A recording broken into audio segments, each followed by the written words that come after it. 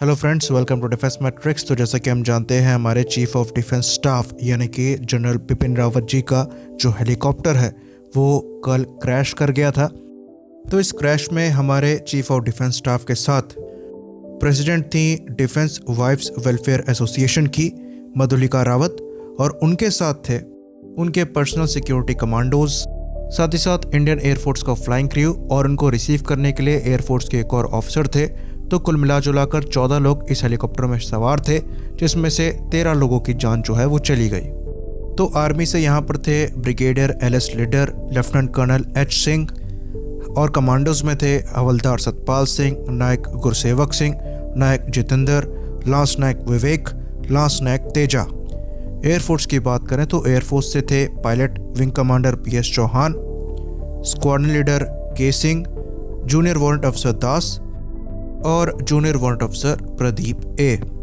बाकी जो CDS को एयरफोर्स की तरफ से रिसीव कर रहे थे वो थे ग्रुप कैप्टन वरुण सिंह, जो कि एक्चुअली LCA तेजस के पायलट हैं, और इनको फिलहाल में ही शौर्य चक्र मिला है एक LCA तेजस के एयरक्राफ्ट के क्रैश को टालने के लिए।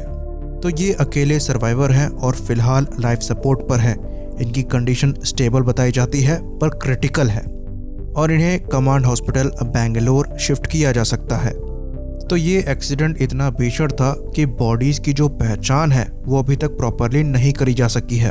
वहीं पर कुछ मीडिया आउटलेट्स द्वारा ये बात कही जा रही है कि एक्सीडेंट के बाद भी जो जनरल बिपिन रावत है वो कुछ टाइम के लिए जिंदा थे। उन्होंने अपना नाम बताया, लेकिन हॉस्पिटल ले जाने से पहले ही उनकी मौत हो गई। तो ब्लैक बॉक्स को रिसीव कर लिया गया है और एक ट्राई सर्विस इंक्वायरी जो है वो बैठाई गई है, जिसको इंडियन एयरफोर्स के air marshal Manvendra Singh lead करेंगे। तो यहाँ पर हमारे जो चीफ ऑफ डिफेंस स्टाफ हैं उनका एक्चुअली एक लेक्चर था डिफेंस सर्विस स्टाफ कॉलेज में, और उनको इंटरैक्ट करना था जो स्टूडेंट ऑफिसर्स हैं उनके साथ। तो प्रोग्राम ऐसा था कि पहले ये सुलूर एयरबेस आते हैं, वहाँ से हेलीकॉप्टर के थ्रू इन्हें defence service staff college visit करना था। तो अगर सीधा सीधा डिस्टेंस बताया जाए सुलूर एयरबेस और डिफेंस सर्विस स्टाफ कॉलेज के बीच में, तो वो खाली 55 से 60 किलोमीटर के अराउंड का था। तो जो हेलीकॉप्टर फ्लाइट है वो ज़्यादा से ज़्यादा 20 मिनट की होने वाली थी। तो बेस से उड़ान 11:48 AM पर करी गई थी, और जो पहुंचने का टाइम एस्टिमेट किया गया था वो 12:15 यानी कि 12:15 PM पर किया गया था। लेकिन ATC ने अपना संपर्क जो है वो 12:08 यानी कि 12:08 PM पर लूज कर दिया। उस समय हेलीकॉप्टर कुनूर वैली को क्रॉस कर रहा था, जिसका अगर आप टेरेन देखेंगे तो माउंटेनस है, साथ में काफ़ी हरा भरा है, और यहाँ पर डेंस क्लाउड फॉर्म होते हैं। तो विजिबिलिटी जो है वो ज़्यादा क्लियर नहीं है। तो क्रैश के पहले के जो वीडियो सर्कुलेट हो रहे हैं उसमें ये चीज़ क्लियरली देखी जा सकती है कि जो क्लाउड है उसकी डेंसिटी इतना ज़्यादा है कि जो हेलीकॉप्टर है वो एकदम से डिसअपियर हो जाता है। तो यहाँ पर विजिबिलिटी बहुत ही ज़्यादा पुअर थी, और ऐसे टेरेन में जो फॉग फॉर्मेशन होता है वो कहीं पर ज़्यादा होता है, कहीं पर कम होता है। तो फ्लाई करना बहुत ही ज़्यादा मुश्किल होता है, भले ही आपके पास सारे इक्विपमेंट मौजूद हों।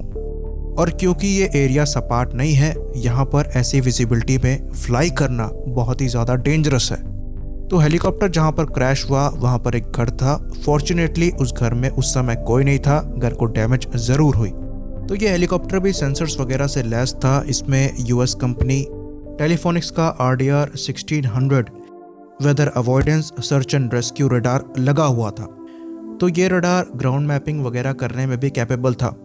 तो सेंसर के मामले में ये एयरक्राफ्ट लैस था ऐसी चीज़ों को अवॉइड करने के लिए।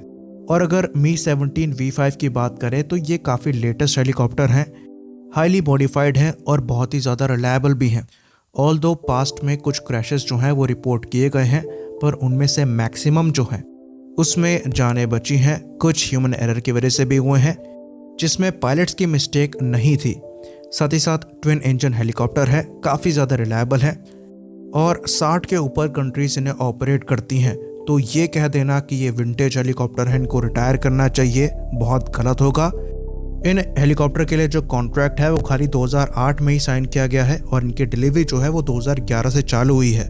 तो ये बहुत नए हैं, बहुत रिलायबल हैं, लेकिन इस पॉसिबिलिटी को भी रूल आउट नहीं किया जा सकता कि टेक्निकल स्नैग हो सकता है। लेकिन ये किसी भी हेलीकॉप्टर में हो सकता है, अगर हम पर्टिकुलर इसी हेलीकॉप्टर की बात करें जिससे हमारे सीडीएस ट्रैवल कर रहे थे, तो इसकी हिस्ट्री में जो पास्ट कुछ फ्लाइट्स की गई थी उसमें ऐसा कोई टेक्निकल स्नैग रिपोर्ट नहीं किया गया था। तो ये जांच का विषय है और जांच होने के बाद ही हमें इसकी पूरी स्टोरी जो है वो पता लग पाएगी। तो अभी जो क्वेश्चन है वो ये उठ रहा है कि अगले सीडीएस कौन होंगे। तो इस चीज़ पर हम अभी नज़र बना के रखते हैं और अगर कोई अपडेट आता है तो आपको दिया जाएगा। इसी बात पर इस वीडियो को ख़त्म करेंगे। जय हिंद।